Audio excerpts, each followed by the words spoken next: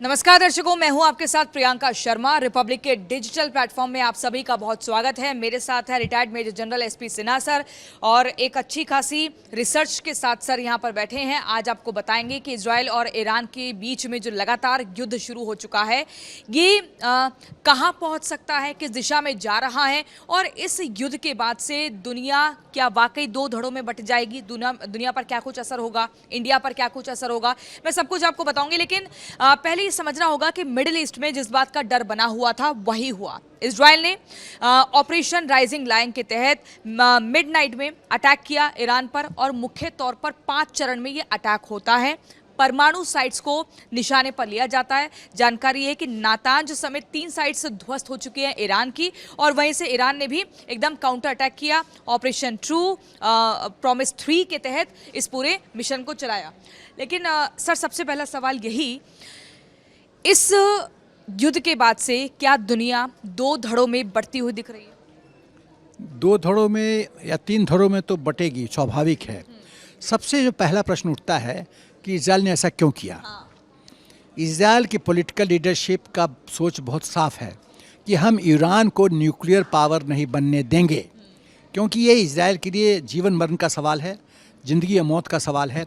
यदि nuclear power बन जाता है तो उसका मुख्य टारगेट, वो भी इजराइल भी जानता है कि ईरान का मुख्य टारगेट इजराइल है और इजराइल को न्यूक्लियर पावर का ब्लैकमेलिंग करके या इस्तेमाल करके भी इजराइल को बर्बाद करने की क्षमता रखेगा। इसके पहले कि वो शक्ति उसके पास आए, उसकी जो जड़ ही है ख़त्म कर दो। एक कहावत है, न रहेगा बांस न बजेगी बांसुरी। तो बांस ही नहीं रहेगा तो बांसुरी कहाँ से बजेगी? तो जड़ से ख़त्म करने, और ये उसने प्रण ले रखा है नेतन्याहू ने कि हम ईरान को न्यूक्लियर पावर बनने नहीं देंगे। अभी इंटेलिजेंस IAEA से, इंटरनेशनल एटॉमिक एनर्जी एजेंसी के माध्यम से इजराइल को इनपुट मिला, प्लस उसके पास कई तरह से इंटेलिजेंस इनपुट हैं। ह्यूमन इंटेलिजेंस है, सैटेलाइट से भी मूवमेंट होता चलता है, कुछ उसके इन्फॉर्मर्स हैं। तो सब इनपुट को कोलेट करके इजराइल को ये सूचना मिली कि it's a matter of weeks, कुछ ही सप्ताह में ईरान जो है वो न्यूक्लियर पावर बनने जा रहा है। इसके पहले उसकी जो यूरेनियम इनरिचमेंट थी, कहा जा रहा है 60 से 65% वो सफल हो चुका था। तो इसके पहले की पूरी शक्ति आए, ईरान को रोकना है, ईरान की ये शक्ति को तहस नहस कर देना है। यानी कि यही वजह है कि इजराइल ने जो एकाएक मिडनाइट में अटैक किया। करेक्ट, क्योंकि इसके पहले को सफल हो, उसका हाथ तोड़ दो, उसको मौत दे दो इस फ्रंट पे, ये हुआ। तो और इसमें क्या हुआ कि अमेरिका कभी कभी इजराइल के साथ डबल गेम खेलता है। अमेरिका ने कहा कि हम नहीं, आप अभी स्ट्राइक मत करो, हम शांति की बात करेंगे, ईरान को कन्विंस करेंगे और हम ऑफ़र कर रहे हैं कि एक ट्रीटी साइन करे और जिसमें वो कहे कि हम न्यूक्लियर पावर नहीं बनेंगे। कोई देश किसी पे ऐसा करता? चाइना ने कभी कोई संधि का सम्मान किया? पाकिस्तान ने कभी संधि का सम्मान किया? विश्व में चाइना ने कोई संधि का हिंदुस्तान के साथ सम्मान किया? कोई संधि उन्धि का सम्मान नहीं होता है। मैं समझता हूँ कि बाय एंड लार्ज ये खाली पेपर का गेम है और कुछ नहीं होता है। बैटल ऑफ माइंड है, बैटल ऑफ माइंड और नियत, इंटेंशन, बैटल ऑफ इंटेंशन और बैटल ऑफ माइंड दोनों है। जो मजबूत होता है वो कमजोर को खा लेता है। उस समय कानून को बोलता है साइड में करो। दोनों में मजबूत कौन है, इजराइल और ईरान में? इजराइल, यदि आप फाइटर जेट्स की बात करें तो ईरान के पास ज़्यादा है, लेकिन कॉम्पिटेंस, पायलट की क्षमता, technology, political will power, training, motivation level, missile system, weaponry, ये तो इजराइल कई कोस आगे है। सर, फिर इजराइल के प्रधानमंत्री बेंजामिन नेतन्याहू क्यों कह रहे हैं कि हमें अपने सर्वाइवल के लिए खतरा है? वही तो मैं बोल रहा हूँ। सर्वाइवल के लिए इसलिए खतरा है कि आप इतने स्ट्रांग हो तो फिर क्यों खतरा? बताते हैं। खतरा है न्यूक्लियर पावर बनने से। न्यूक्लियर पावर ब्रह्मास्त्र है। यदि आपको ब्रह्मास्त्र चलाया तो आप तो गए। तो ब्रह्मास्त्र, इसके पहले कि ब्रह्मास्त्र उसकी क्षमता उसको आए, ब्रह्मास्त्र खत्म कर दो, होगा ही नहीं, न रहेगा बांस न बजेगी बांसुरी। यही इसीलिए खतरा उसको कन्वेंशनल वॉरफेयर से नहीं है, खतरा उसके फाइटर जेट से नहीं है, खतरा उसके मिसाइल सिस्टम से नहीं है, खतरा है Iran as a nuclear state. और वो वहाँ पागलपन में इस्तेमाल किया। अब इजराइल बहुत छोटा सा देश है। वाजपेयी जी ने क्या बोला था क्लिंटन को, जब मुशर्रफ ने कहा था कि हम न्यूक्लियर आर्सेनल इस्तेमाल करने की सोच रहे हैं, तो वाजपेयी जी ने कहा था 25% ऑफ हिंदुस्तान में राइट ऑफ कर दूंगा, लेकिन मैं वचन देता हूं कि कल का सूर्योदय पाकिस्तान नहीं देखेगा। तो क्या हुआ? खत्म। मुशर्रफ का वो कहाँ गया न्यूक्लियर आर्सेनल? वैसे भी अब तो पता ही चल ही गया है, न्यूक्लियर आर्सेनल उसका तो था ही नहीं, वो तो सब अमेरिका का एसेट है। तो सर, इजराइल की अपनी परमाणु वाली शक्ति नहीं बढ़ा सकता है?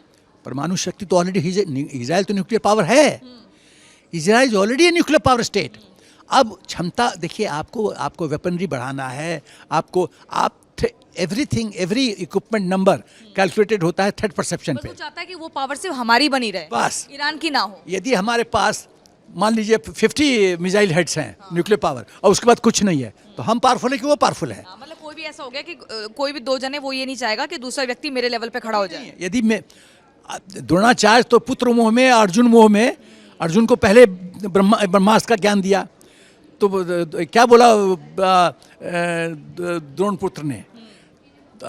द्रोणपुत्र ने कहा कि मैं आपका पुत्र हूँ और आप मुझे ब्रह्मास्त्र का ज्ञान नहीं दिए हैं, और अर्जुन आपका चेला है, उसको दे दिए। तो पुत्र मोह में उन्होंने उसको ज्ञान दिया, लेकिन बोले कि तुम फायर तो कर सकते हो ब्रह्मास्त्र, लेकिन रिकॉल नहीं कर पाओगे। बोला आप चलिए फायर करने की क्षमता दीजिए। अर्जुन को दोनों ज्ञान दिया, फायर कर सकते हो और रिकॉल कर सकते हो। जो हुआ लास्ट में हुआ, जब उसने द्रोणपुत्र ने चलाया तो वो तो बोला कि हम तो अर्जुन को भी चलाना पड़ा। तो आकाशवाणी हुई कि भगवान श्री कृष्ण को कि भाई आप इसको विड्रॉ कीजिए। एक संत ऋषि महर्षि आकाशवाणी हुई, उन्होंने रोक दिया, और खैर तो वो चला दिया जन्मेजय पे। जब माँ के पेट में वो मरे, फिर भगवान श्री कृष्ण ने जन्म कर दिया। सवाल ये पैदा होता है कि ब्रह्मास्त्र की क्षमता ईरान के पास न आए, वही कारण है मुख्य उद्देश्य इस लड़ाई का। लेकिन सर, इजराइल को इसमें बहुत कुछ ऐसा हासिल हो नहीं रहा है, क्योंकि ईरान भी अब ताबड़तोड़ अटैक कर रहा है। आप सोचिए, तेल अवीव पर भी अटैक हुआ है, दोनों तरफ से लगातार काउंटर अटैक्स किए जा रहे हैं, तो नुकसान दोनों तरफ से लगातार हो रहा है, एस्केलेट ही होता हुआ दिख रहा है। ये एस्केलेट होगा। कोई भी चीज़ जो है, पहले अग्नि जो प्रज्वलित होती है तो पहले बहुत ज़्यादा भभकती है, उसके बाद धीरे धीरे उसका गति कम होता है, शक्ति कम होती है, बुझ जाती है। ईरान बता रहा है कि हमें कमजोर ना समझे, अटैक किया हम मुंह तोड़ जवाब देंगे। देश पाकिस्तान बोलता है कि हमें कमजोर समझें, कोई देश नहीं बोलता है कि हम कमजोर हैं। सब अपना शक्ति प्रदर्शन करने की कोशिश करेंगे। लेकिन सर, ईरान की मिसाइलें आप देखिए, जो परमाणु मिसाइलें हैं, उसकी मारक क्षमता कितनी जबरदस्त है। परमाणु मिसाइल नहीं, जो नॉर्मल मिसाइल्स है, वो बैलिस्टिक मिसाइल है वो। बैलिस्टिक मिसाइल देखिए, बैलिस्टिक मिसाइल तो है, लेकिन क्या वो अपने टारगेट पे इजराइल पहुंचने देगा? आकाश में हमने वो जो टर्की का सब ड्रोन्स था यहाँ बर्बाद कर दिया ना, हमने पाकिस्तान की मिसाइल्स को बर्बाद किए ना, हमने चाइनीज मिसाइल को बर्बाद किया ना। तो रखना एक बात है, उसकी कारगर, उसकी सफलता, ज़मीन पे उसका प्रभाव, वो दूसरी बात है। आप उसको वाइड इन स्टोरेज बर्बाद कर सकती हैं, आप वाइड इन एयर कर सकती हैं, टर्मिनल एंड पे आने से पहले कर सकती हैं, और फटने से रोक सकती हैं। तो ये 4-4, 5-5 स्टेजेस है जहाँ पे आप दुश्मन के किसी भी मिसाइल सिस्टम को ध्वस्त कर सकती हैं। बेंजामिन नेतन्याहू कह रहे हैं कि 2-3 दिन मत समझिए कि वॉर चलेगी, लंबा चलेगी। अभी चलेगा कि जब तक ईरान घुटने नहीं टिकेगा, जब तक ईरान अपना हाथ रेज नहीं करेगा, तब तक ये जंग चलेगा। क्या शर्त माननी पड़ेगी ईरान को?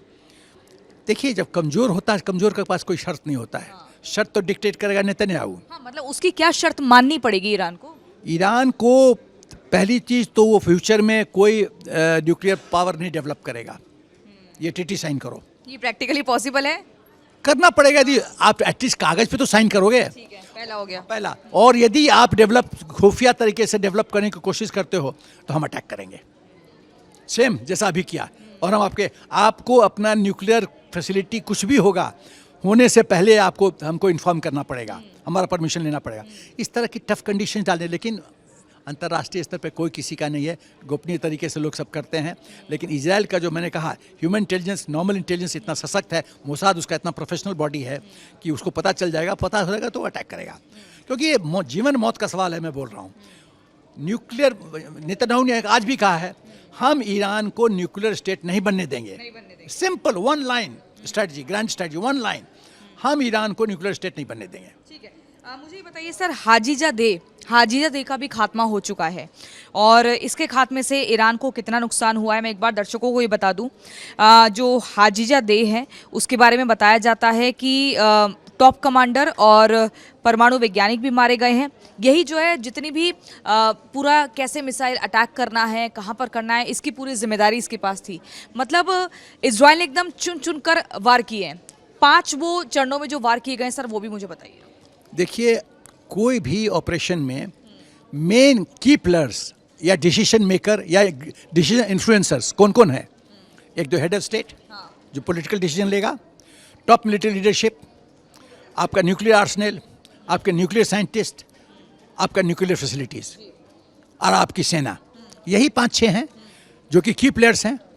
इज़राइल ने इन सबको टारगेट किया कि जब आप लीडरशिप में वैक्यूम क्रिएट कर देंगे, जब आप चीफ ऑफ जनरल स्टाफ जो है चीफ ऑफ स्टाफ हुसैन सलामी और जनरल गुलामी रशीद, वो सब ढेर हो चुके हैं। ख़त्म हो चुके हैं। आपके scientist doctor Abbasi, doctor Tehranchi, doctor मीनू शेर खत्म हो चुके हैं।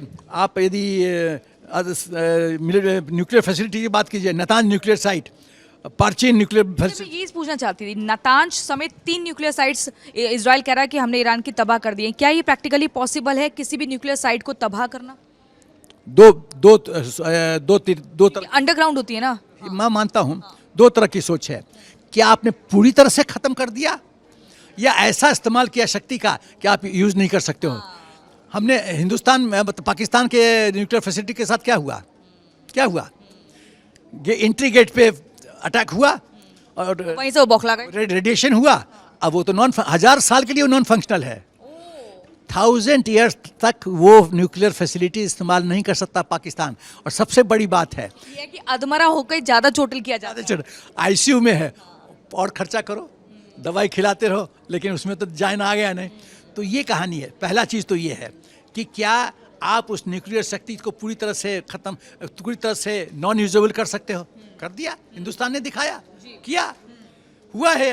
मतलब हिंदुस्तान ने नहीं, मैं कहूँगा कि जो भी बाई एक्सीडेंट जो भी हुआ है, जिसने भी किया है, पाकिस्तान का न्यूक्लियर फैसिलिटी तो नॉन फंक्शनल हो गया है ना।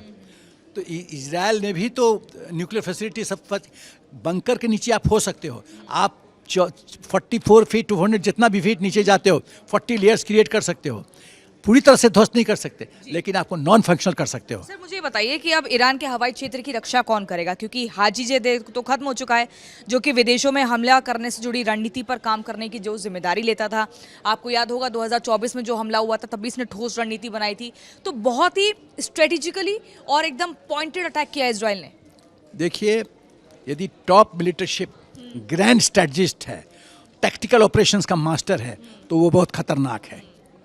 ये तो शतरंज का वो खेल हो गया ना कि आपने राजा रानी को ध्वस्त कर दिया, खत्म पूरा खेल। फील्ड मार्शल सैम मानेकशॉ कितने कैपेबल थे। 71 वॉर विजय दिलवाई, जो चीफ ऑफ स्टाफ थे, जनरल थे वहाँ chief of staff eastern command में, उनकी रणनीति। सैम मानेकशॉ को इंदिरा जी ने क्या कहा था कि 2-3 महीने में अटैक कीजिए। सैम मानेकशॉ ने क्या कहा था, पॉलिटिक्स आपका फील्ड है, लड़ना मेरा फील्ड है, आप मुझे कुछ समय दो, अभी मॉनसून का समय है, लॉजिस्टिक मूवमेंट, ट्रुप्स मूवमेंट में पंगा होगा, मॉनसून खत्म हो जाने दो, मैं आपको आश्वासन दिलाता हूं कि विजय श्री का मुकुट मैं आपके माथे पर डालूंगा। और वही हुआ। तो आप यदि टॉप मिलिट्री लीडरशिप आपकी कॉम्पिटेंट है, खतरनाक ग्रैंड स्ट्रेटजिस्ट है, सब प्लान करती है, आप उसको रिमूव कर दिए, तो आप तो लीडरलेस कर दिए सेना को। सर अब मुझे मेरे उसी सवाल का जवाब दीजिए जो मैंने शुरुआत में पूछा था कि अब दुनिया यहाँ पर किस तरीके से बढ़ती हुई दिख रही है। क्या 2 धड़ों में बढ़ती हुई दिख रही है या 3 हिस्सों में डिवाइड होती हुई दिख रही है? क्या असर होगा और कौन कौन मुख्य तौर पर, अगर बड़े देशों की बात करें, इजराइल के साथ है और ईरान के साथ है? देखो, ऐसा है कि जो मैं आज की तारीख में देख रहा हूँ, विश्व अब बाइपोलर नहीं है, अब विश्व अब मल्टीपोलर हो गया। मेरी रीडिंग असेसमेंट। और क्या कौन कौन है मल्टीपोलर में? की प्लेयर्स अमेरिका, रूस, चाइना और हिंदुस्तान और कुछ हद तक इजराइल, ये की प्लेयर्स हैं। पाकिस्तान को तो मैं कुछ भी नहीं समझता, ईरान को भी मैं कुछ खास नहीं समझता। तो ये जो 5 देश हैं, कौन किसका किस समय मित्र बनेगा वो डिसाइड करेगा number of poles. It will be bipolar grouping या मल्टीपोलर ग्रुपिंग, किस आधार पर तय होती है? Self interest. मेरा क्या,